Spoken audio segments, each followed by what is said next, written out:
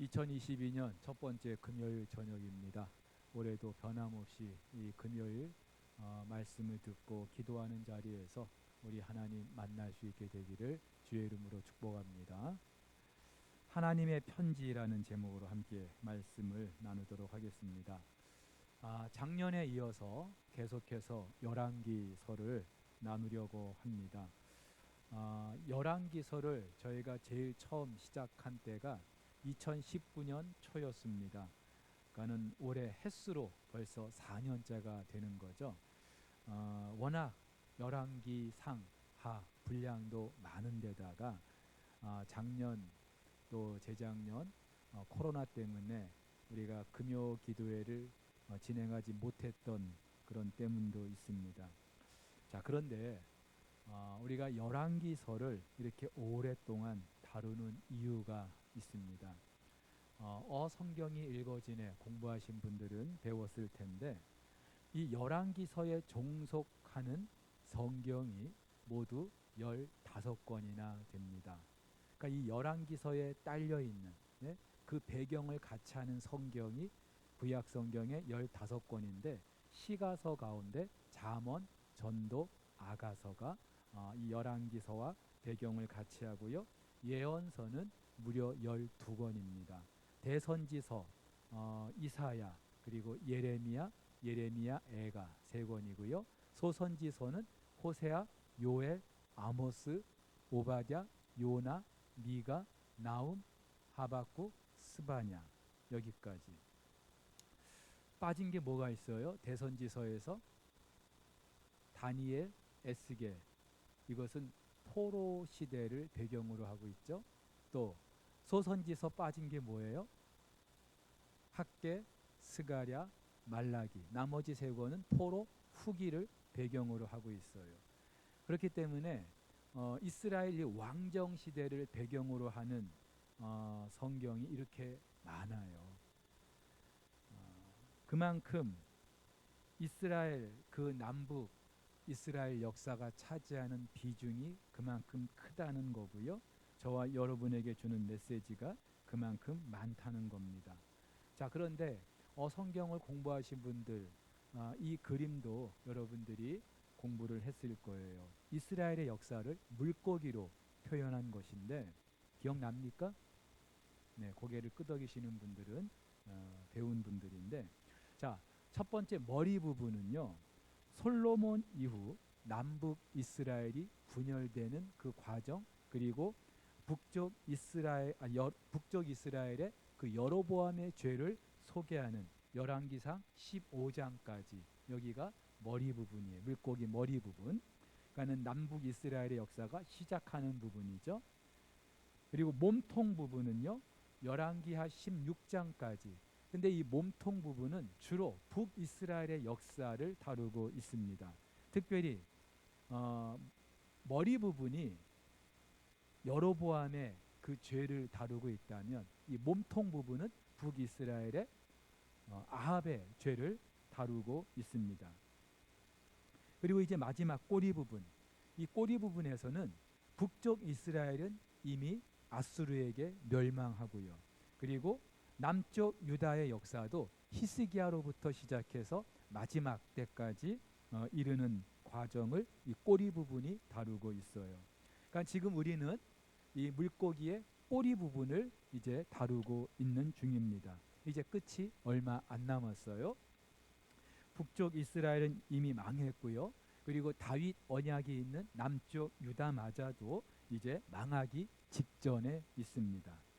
자, 그렇다면 여러분, 선민 이스라엘이 왜 이렇게 됐을까요? 자, 이제 그림 안 보여줘도 됩니다.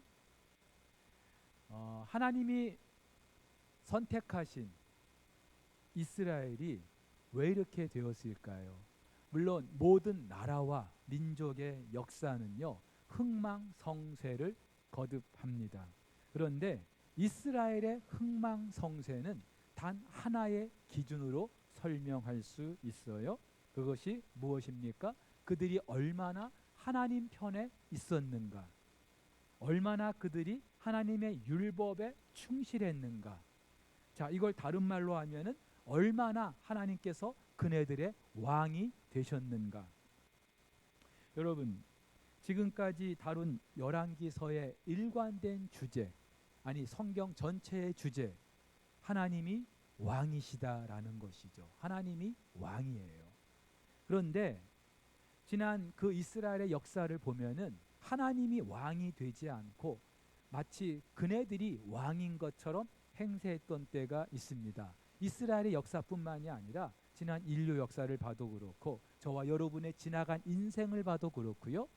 누가 왕인지 누가 주인인지 그것을 알면은 그 인생과 그 나라와 민족의 역사가 어느 지점에 있는지 잘 알 수 있는 거예요. 자, 오늘 저와 여러분들이 다시 한번 이 사실을 깨닫게 됩니다. 오늘은 남쪽 유다의 제16대 요시야 왕에 대해서 다루려고 합니다.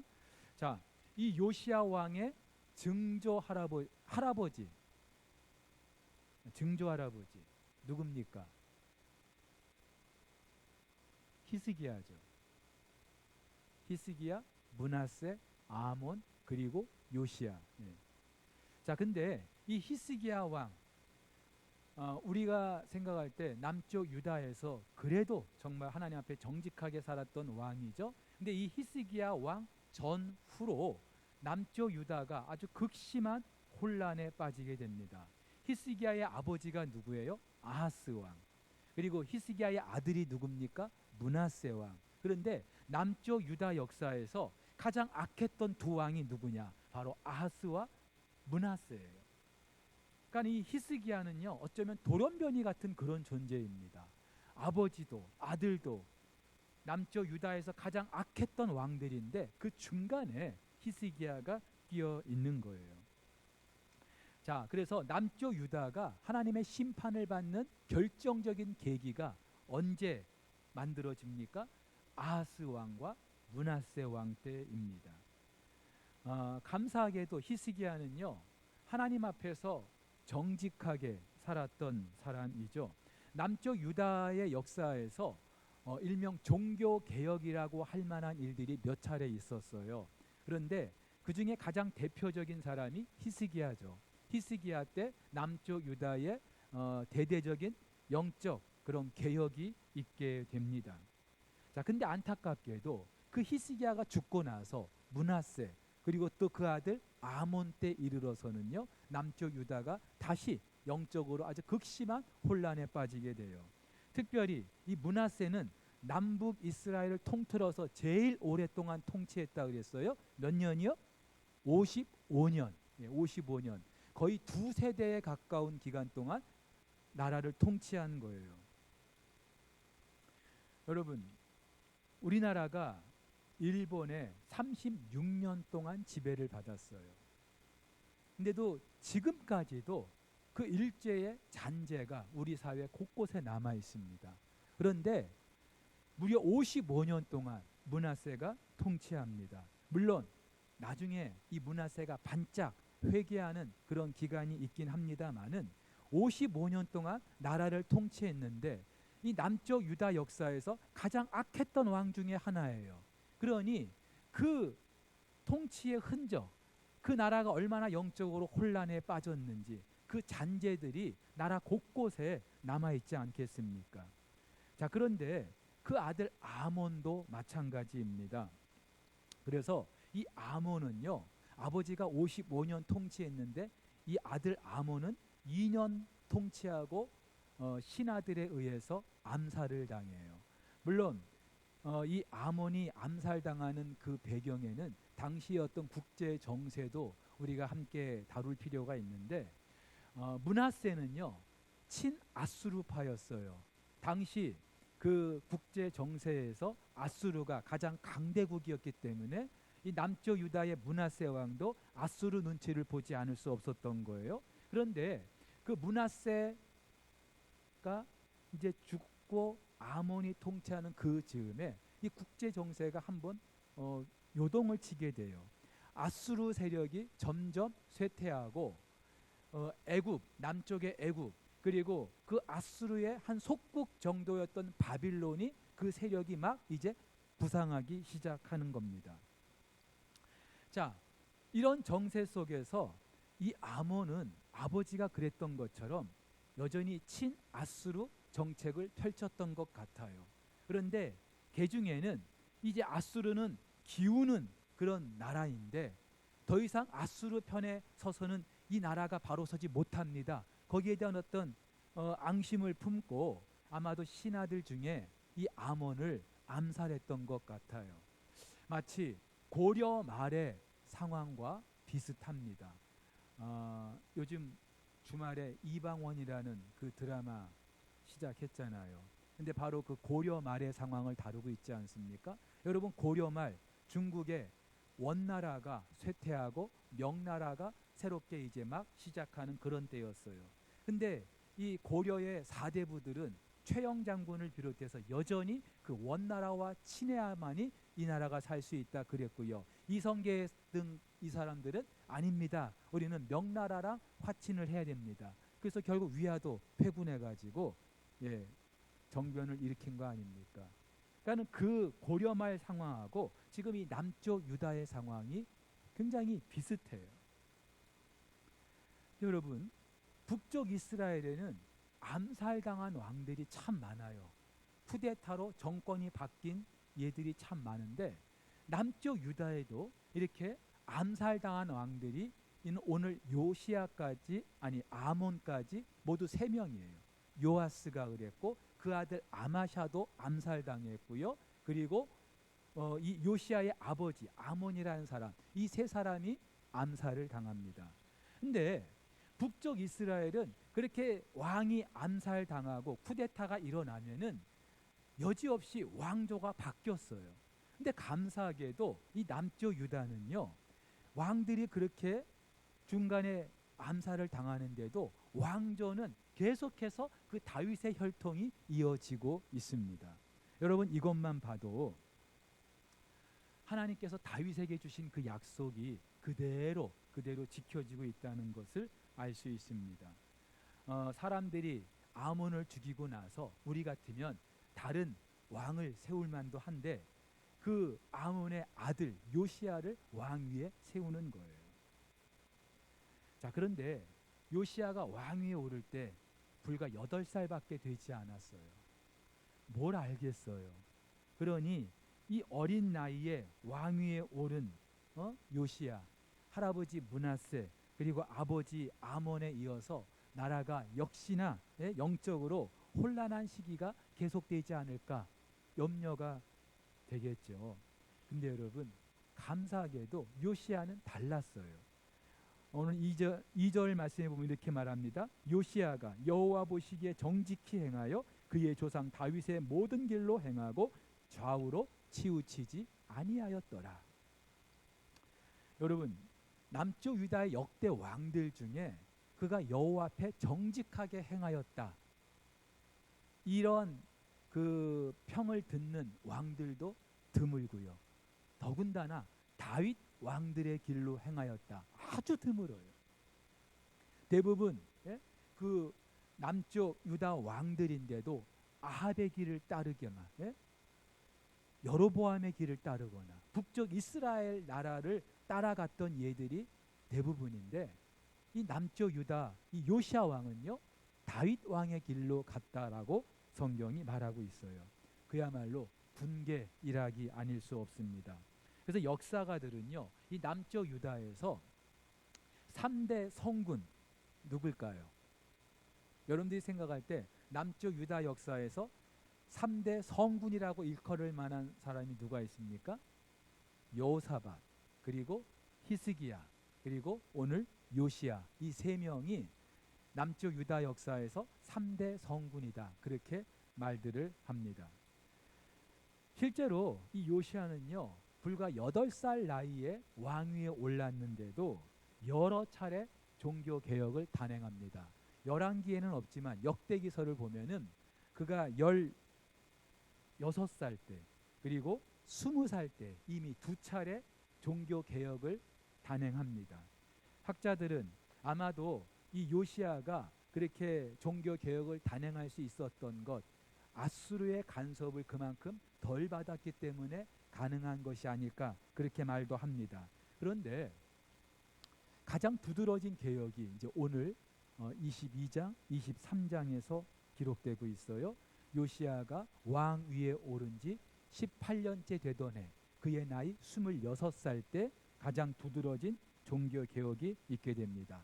자, 이때 왕은요, 당시 대제사장 힐기야에게 여호와의 성전을 수리하라 그런 명을 내려요.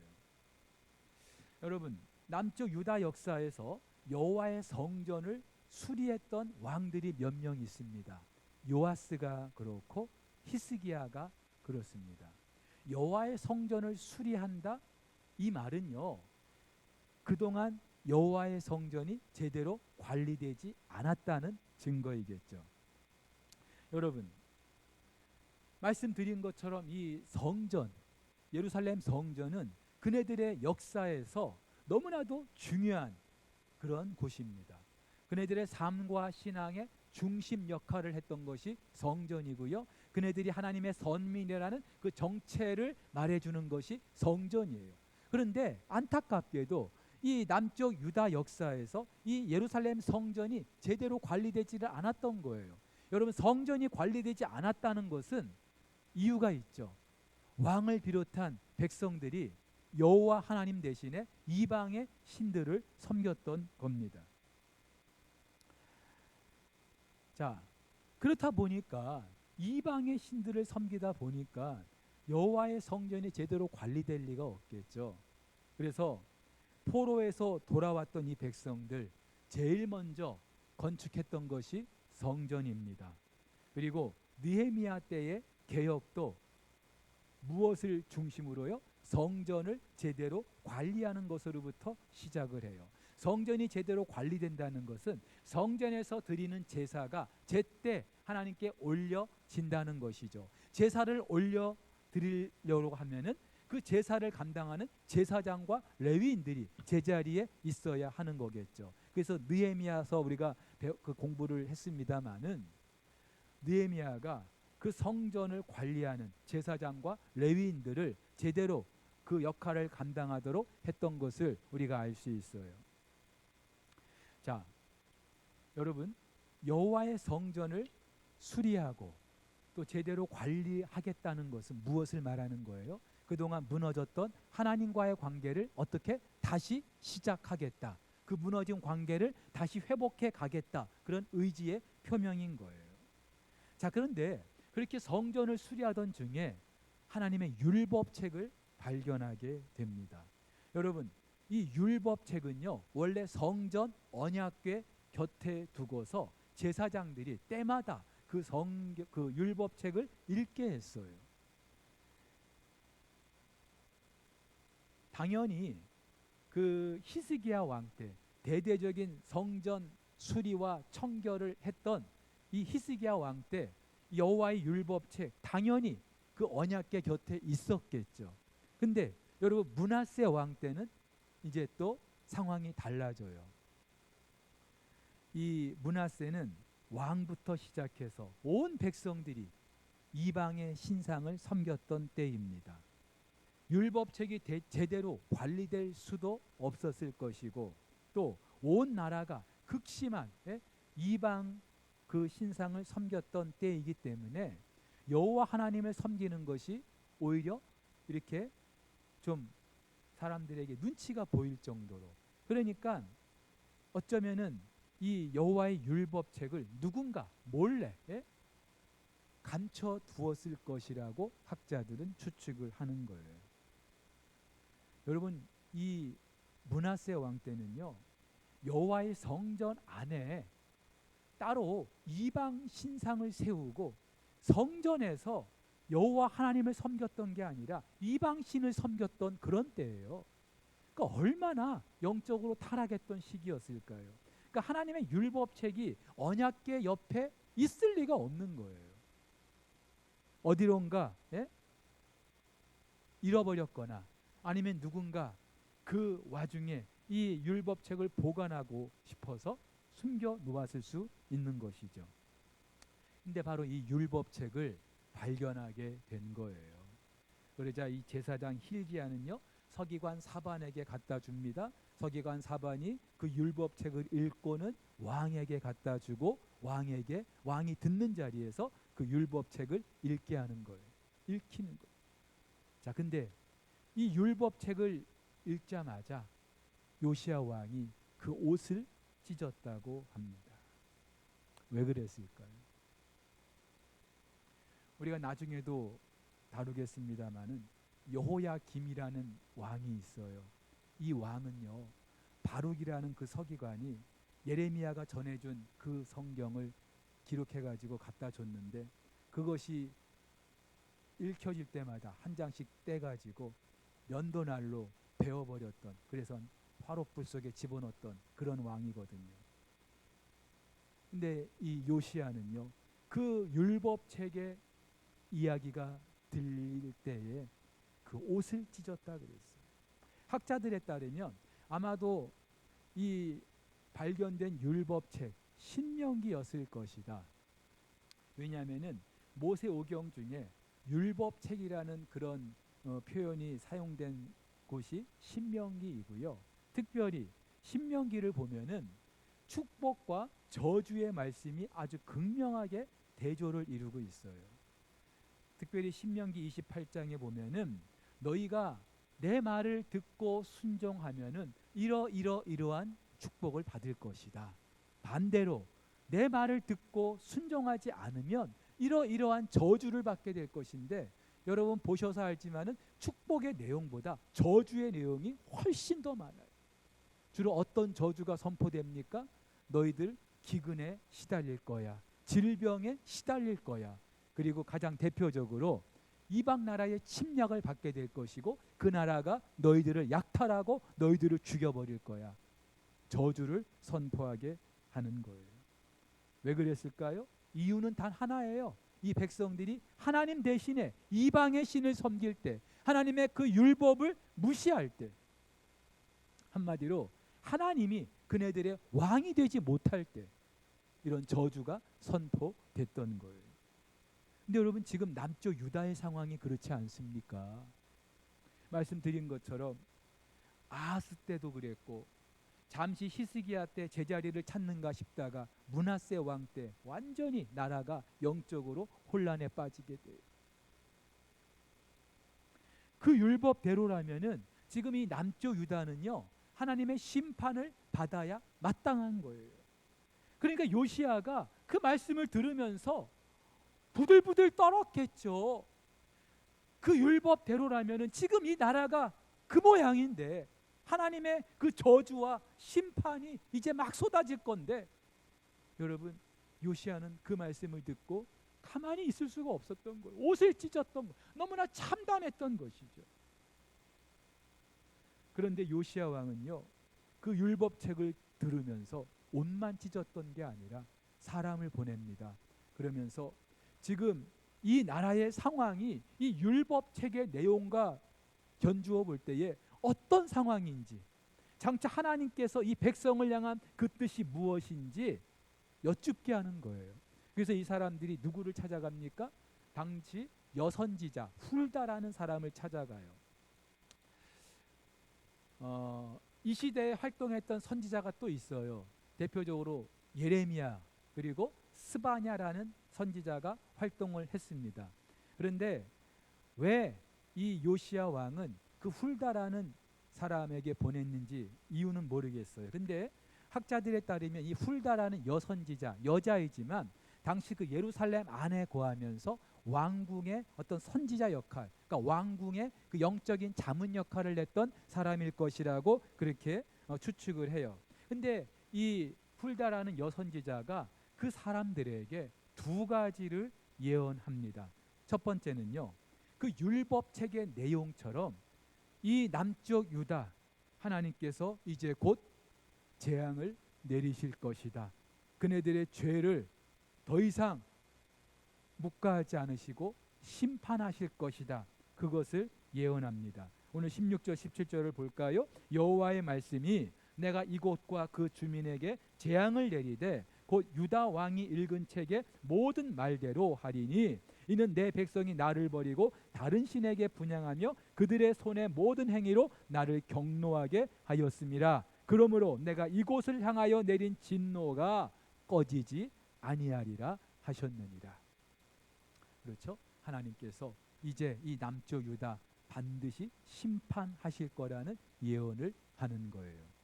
근데 또 한편, 그런데 요시야 왕이 그 율법책의 내용을 들을 때에 옷을 찢었다. 그래서 하나님이 그걸 귀하게 여기신 거예요. 그러면서 요시야 왕 당신의 때에는 이런 하나님의 심판이 있지 않을 거다. 그것을 또 예언하는 거예요. 19절부터 내가 이곳과 그 주민에게 대하여 빈터가 되고 저주가 되리라 한 말을 내가 듣고 마음이 부드러워져서 여호와 곧 내 앞에서 겸비하여 옷을 찢고 통곡하였으므로 나도 네 말을 들었노라. 여호와가 말하였느니라. 그러므로 보라, 내가 이곳에 내리는 모든 재앙을 내 눈이 보지 못하리라 하셨느니라. 그렇죠. 하나님께서 이 남쪽 유다를 심판하실 것인데 너 요시야 왕 때는 내가 심판을 하지 않겠다라는 말씀을 주시는 거예요. 여러분, 여기서 알 수 있는 게 있습니다. 하나님은요, 우리들의 죄와 허물에 대한 우리들의 반응을 요구하고 계신다는 거예요. 그것이 무엇입니까? 그것이 무엇이든 하나님 앞에 우리들의 죄와 허물을 자복하고 참회하는 거예요. 회개하는 거예요. 하나님의 용서를 구하는 거예요. 그리고 이때 하나님은 기다렸다는 듯이 저와 여러분들을 용서해 주시는 분인 줄로 믿습니다. 여러분, 북이스라엘의 가장 대표적인 악한 왕 누구예요? 아합. 근데 우리가 열왕기상을 우리가 통해서 봤습니다마는 이 아합도 그렇게 악한 왕이었는데도 끄트머리 가가지고 회개하는 신용을 합니다. 그야말로 신용에 불과해요. 그런데도 하나님께서 아합의 회개를 귀하게 보셔요. 기뻐하셔요. 또 남쪽 유다의 가장 악했던 므낫세도 그토록 악한 왕이었는데 말년에 하나님께 회개하죠. 반짝 회개합니다. 근데 그 므낫세의 회개도 하나님께서 그토록 기뻐하셔요. 여러분, 하물며 요시야 왕은 오죽했을까요? 여러분, 아합도 그랬고 므낫세도 그렇고요. 그네들의 그 죄를 생각하면은 하나님께서 그들 당대에 심판하셔야 마땅합니다. 그런데 하나님께서 이네들의 회개를 기쁘게 받으신 거예요. 그러면서 그네들 때에는 하나님께서 심판을 하시지 않습니다. 자, 그렇다면은 여호와 앞에 정직하게 행하였던 다윗의 길로 행하였던 이 요시야가 회개했다면은요 오죽할까요?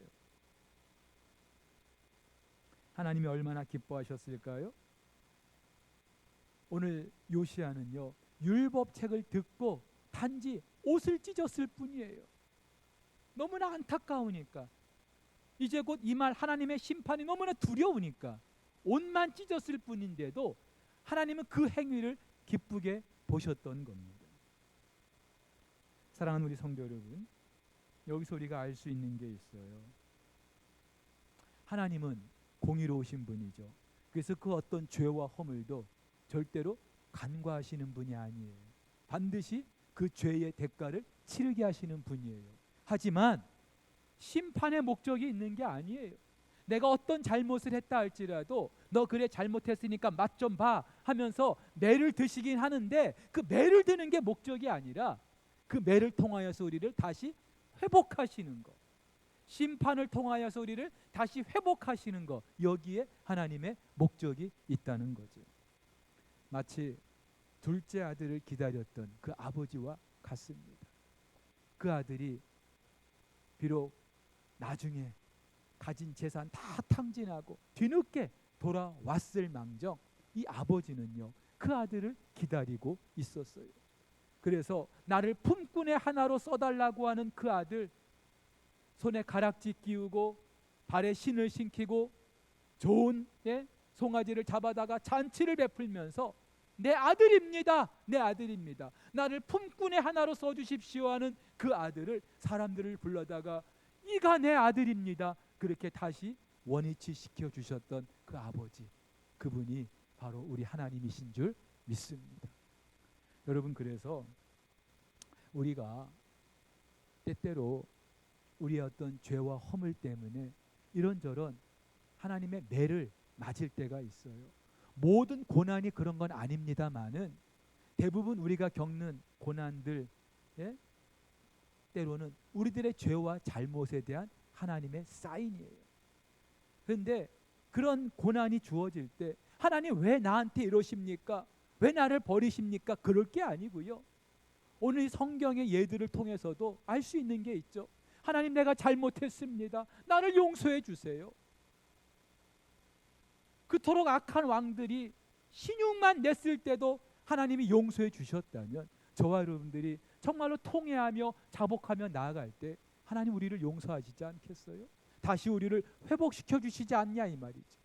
이런 은혜가 올 한 해 저와 여러분들에게 있게 되기를 주의 이름으로 축복합니다. 자, 그런데 우리가 하나 더 생각해 볼 것이 있어요. 이렇게 여호와의 율법책이 발견되고 그리고 그 율법책에 따른 훌다 선지자의 예언이 선포되면서 요시야의 이 종교 개혁이 박차를 가하게 됩니다. 물론 이전에도 두 번에 걸친 종교 개혁이 있었어요.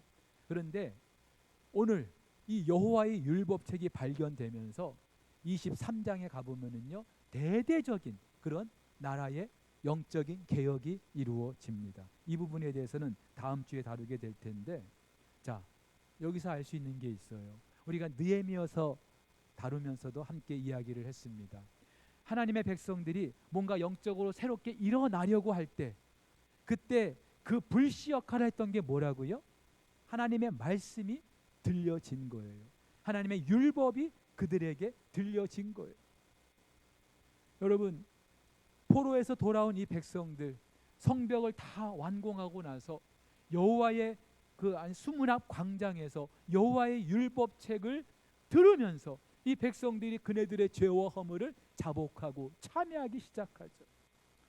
성벽 봉헌식을 할 때에 다시 그 여호와의 율법이 낭독될 때에 모압과 암몬의 그 아내들을 취하했던 것을 이들이 회개하면서 그 모압과 암몬 사람들을 내쫓아 버립니다. 그렇죠? 여러분, 우리가 아무것도 없는 진공 상태에서 회복할 수 있는 게 아니에요. 우리가 우리의 삶에서 다시 하나님께로 돌이키게 하는 그런 촉매 역할, 불씨 역할하는 게 바로 하나님의 말씀이죠. 그런데 이게 남쪽 유다, 이제 마지막 나라의 그 운명이 다해가는 마지막 이 종교 개혁, 이 종교 개혁에 불씨를 당겼던 것도 다른 게 아니라 여호와의 율법책이 발견되면서부터였어요. 그리고 말씀드렸죠. 이 남쪽 유다 역사뿐만이 아니라 지난 2000년 기독교 역사만 봐도 정말로 영적인 획을 그었던 때 16세기 종교 개혁도 그랬고요. 18세기, 19세기 영국과 미주의 그 영적 대각성 운동에 불씨를 당겼던 것도 하나님의 말씀이 백성들에게, 사람들에게 들려질 때였습니다. 여러분, 그렇다면은 해가 바뀌고 우리 더 이상 이렇게 살 수 없다. 뭔가 우리가 다시 시작해야 되겠다. 다시 일어서야 되겠다. 여러분 각 개인이 여러분의 인생에서 더 이상 이렇게 우리가 살 수 없다. 뭔가 다시 시작해야 되겠다. 그런 결심을 하시게 된다면은 우리는요 반드시 하나님의 말씀 앞에 나아가야 되는 줄로 믿습니다. 우리의 결심만 가지고 안 돼요. 하나님의 말씀이 계속해서 우리에게 들리고 읽혀지고 묵상해야 되는 거예요. 그렇기 위해서는요 무슨 수를 써서라도 말씀을 가까이 해야 돼요.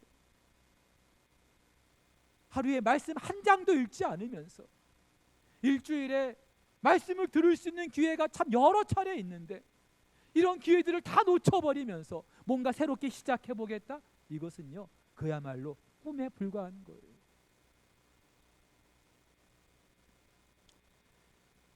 영국의 폴 플래내건이라는 한 경제학 교사가 있습니다.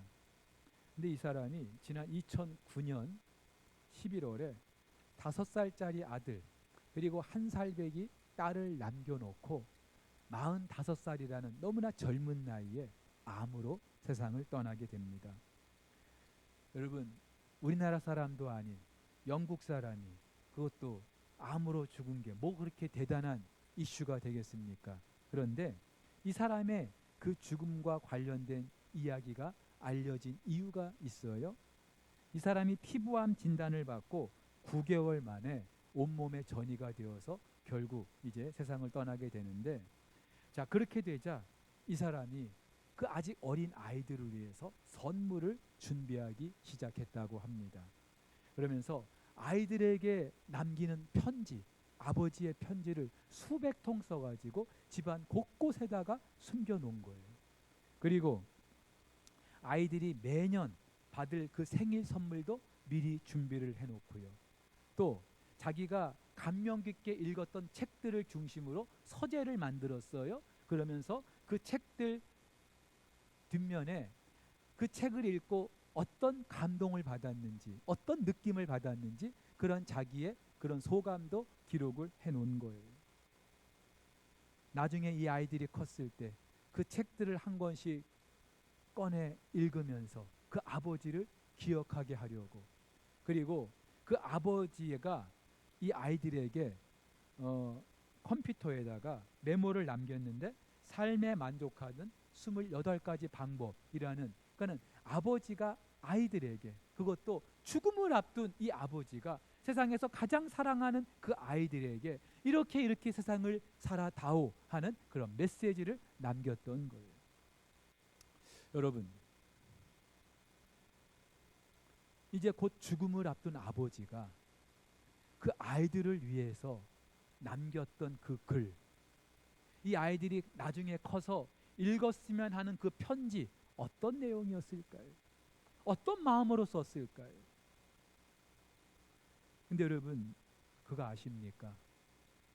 이 아버지가 그 어린 아이들을 사랑하는 것과는 비교할 수 없을 정도로 하나님은 저와 여러분을 사랑하시는 줄 믿습니다. 하나님 왜 나를 사랑하시지 않아요? 왜 나를 이렇게 내버려 두시는데요? 하나님이 나를 사랑하시지 않는 것 같다 할지라도 여러분 착각하지 마세요. 하나님은요 저와 여러분들을 너무나 사랑하시는 분인 줄 믿습니다. 그랬기 때문에 당신의 아들을 우리를 위하여 십자가에 내주셨던 거예요. 그 하나님께서 저와 여러분들의 그 인생의 행복을 위한 그 바람이 이 영국의 이 아버지보다 못할까요? 이 우리 아이들이 잘 자라주기를, 그리고 나름대로 사회에서 그 역할을 감당해 주기를 바라는 그 아버지보다 어쩌면 우리를 향한 하나님 아버지의 마음이 더 크고 깊지 않겠습니까? 근데 그 하나님께서도 여전히 우리가 어떻게 인생을 살아야 성공적인 삶을 살 수 있는지 당신의 편지를요 구석구석 숨겨놨어요. 숨겨놨다는 표현이 그렇긴 합니다만은 우리가 읽지 않아서 그렇죠. 오늘 당신의 그 백성들을 위하여 마지막으로 당신의 그 율법책이 발견되게 하셨던 것처럼, 요시야 때 발견된 여호와의 율법책, 어쩌면 그들을 위한 하나님의 편지 아니었겠습니까? 그렇다면은 지금도 하나님은 그 편지를 저와 여러분들이 읽기를 원하신다 이 말이에요. 우리는 사는 게 바쁘다고, 피곤하다고, 편지가 어디에 있는지도 모르고 편지를 갖다 줘도 읽지도 못하는 그런 안타까운 지경에 우리가 살아가고 있는데, 우리가 정말로 올 한 해 다시 시작하기를 원하신다니, 2022년 하나님이 우리에게 주신 선물이라고 여러분들이 확신하신다면, 무언가 올해 저와 여러분들의 삶 가운데 하나님 하실 일이 있음을 우리가 확실히 믿는다면은 우리를 위한 그 하나님의 편지 우리가 간과해서는 안 되는 거예요.